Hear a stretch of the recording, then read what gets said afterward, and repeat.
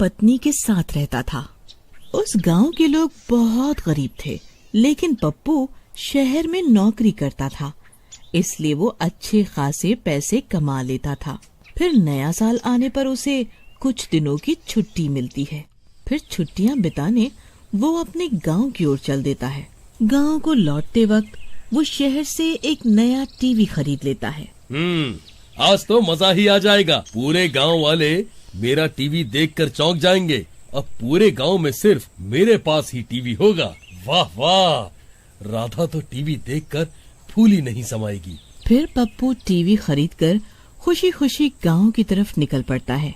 फिर जैसे ही वो गांव पहुंचता है, उसे रास्ते में कुछ गांव वाले मिलते हैं। बैलगाड़ी पर इतना बड़ा टीवी देखकर सब गांव वालों की आंखें फटी की फटी रह जाती हैं। फिर पप्पू खुशी खुशी टीवी लेकर घर पहुंच जाता है। उसके टीवी की खबर पूरे गांव में फैल जाती है। अजी वाह वाह, आपने तो मेरा दिल ही खुश कर दिया जी। अब मैं पूरा दिन टीवी देखूंगी। मेरी सारी सहेलियां तो जल भुन जाएंगी। फिर पप्पू टीवी को अपने कमरे में रखकर उसे चालू कर देता है। तभी सब गांव वाले उसकी खिड़की से झांक झांक कर उसका टीवी देखने लगते हैं। चलो भागो यहाँ से, कभी टीवी नहीं देखा क्या? चलो चलो निकलो यहाँ से। फिर पप्पू सब गांव वालों को वहाँ से भगा देता है। फिर पप्पू और राधा खुशी खुशी टीवी देखने लगते हैं। फिर रात होने पर, अरे प्रियतम, तुम कोई भूत की फिल्म देखना चाहोगी क्या? बड़ा मजा आएगा। अजी मुझे तो भूत से बहुत डर लगता है जी। अरे डर कैसा, मैं हूँ ना। फिर पप्पू रिमोट दबाकर भूत की फिल्म लगा लेता है। वो दोनों डरते डरते फिल्म देखने लगते हैं। तभी थोड़ी देर के बाद उन्हें घर के अंदर अजीब अजीब सी आवाजें सुनाई देने लगती हैं। अजी ये कैसी आवाजें आ रही हैं जी? जरा टीवी की आवाज तो बंद कीजिए। फिर पप्पू टीवी की आवाज बंद कर देता है, लेकिन वो भूतिया आवाजें आना बंद नहीं होती।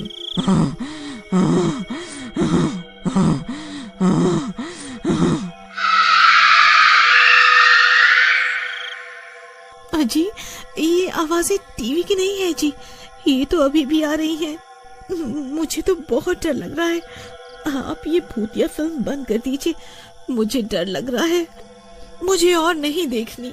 फिर पप्पू भी डर के मारे टीवी बंद कर देता है और वो दोनों डरते डरते सो जाते हैं। तभी अचानक से टीवी खुद ब खुद चालू हो जाता है और वो डरावनी फिल्म शुरू हो जाती है। तभी टीवी की डरावनी डरावनी आवाजें सुनकर उन दोनों की नींद खुल जाती है। कौन है? अजी ये कमबख्त टीवी खुद ब खुद कैसे चालू हो गया?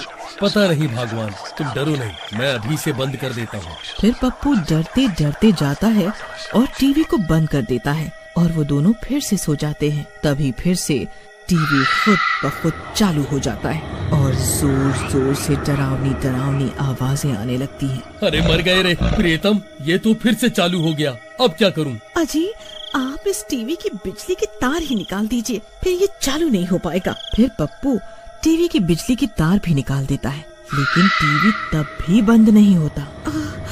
अजी ये कैसे हो सकता है? ये नास मीठा टीवी तो अब भी चल रहा है। तभी फिल्म वाली चुड़ैल टीवी से बाहर निकलने लगती है। पप्पू टीवी के पास ही खड़ा होता है। ये देखकर राधा की आंखें फटी की फटी रह जाती है। अजी नीचे देखिए, नीचे, अरे मर गई रे। तभी वो चुड़ैल पप्पू की टांग पकड़ लेती है। अरे मर गया रे, ये क्या चीज है? अरे प्रीतम मुझे बचाओ, ये कमबख्त तो मुझे टीवी के अंदर खींच रही है। अरे मर गया रे, कोई मुझे बचाओ। फिर वो चुड़ैल पप्पू को टीवी के अंदर खींचने लगती है और राधा पप्पू के दोनों हाथ पकड़ लेती है। अजी आप घबराइए मत, मैंने आपको पकड़ रखा है। कमबख्त चुड़ैल तू कहाँ से आ गई? छोड़ मेरे पति को, छोड़ मेरे पति को। अरे मर गए रे, अरे भगवान जल्दी कुछ करो, नहीं तो ये नास मिट्टी मुझे अपने साथ अंदर ले जाएगी। फिर राधा बहुत कोशिश करती है, लेकिन वो चुड़ैल पप्पू को अपने साथ टीवी के अंदर ले जाती है और टीवी बंद हो जाता है। राधा की आंखें फटी की फटी रह जाती हैं। वो टीवी को चालू करने की बहुत कोशिश करती है, लेकिन कोई फायदा नहीं। अरे मर गई रे, ये कमबख्त चुड़ैल तो इन्हें अपने साथ ले गई। हाय हाय हाय, अब मैं क्या करूं?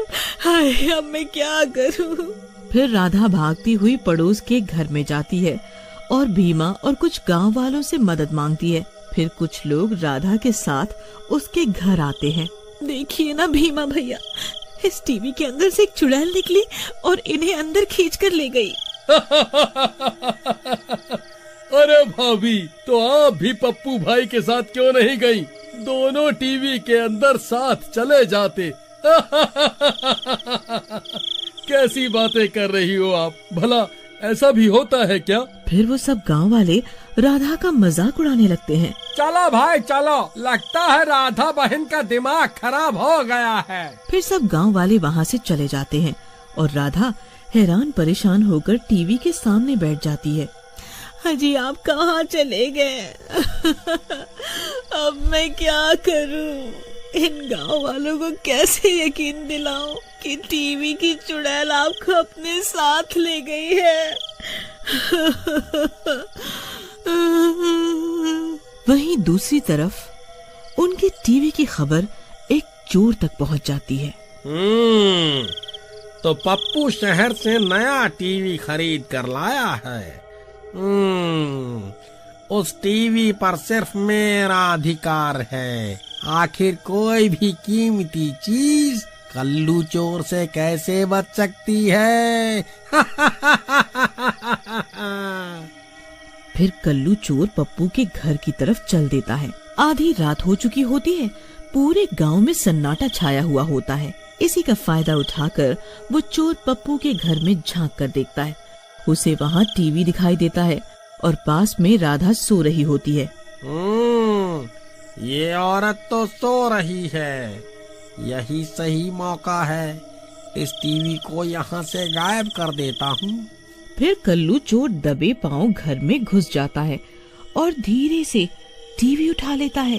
राधा को कुछ पता नहीं चलता और वो कल्लू चोर दबे पांव वहाँ से निकल जाता है। अरे वाह वाह, आज तो मजा ही आ गया। फिर कल्लू चोर वहाँ से भाग जाता है और अंधेरे में कहीं गायब हो जाता है। फिर सुबह होने पर राधा की नींद खुलती है। टीवी को ना पाकर वो हक्की बक्की रह जाती है। अरे मर गई रे, इन्हें कौन उठा के ले गया?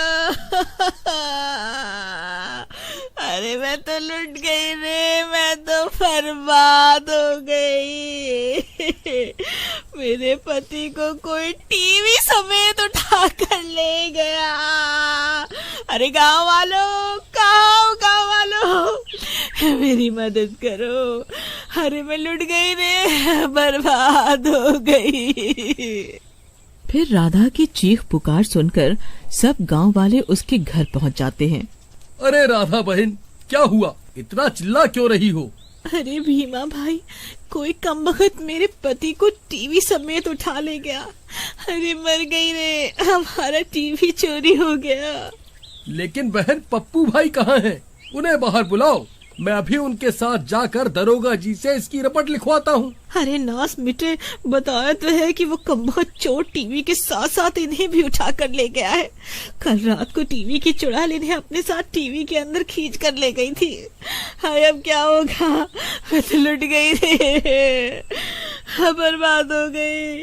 लगता है राधा बहन को टीवी के चोरी होने का सदमा लग गया है, तभी ऐसी बहकी बातें कर रही हैं। अरे वाह वाह, आज तो मजा ही आ गया।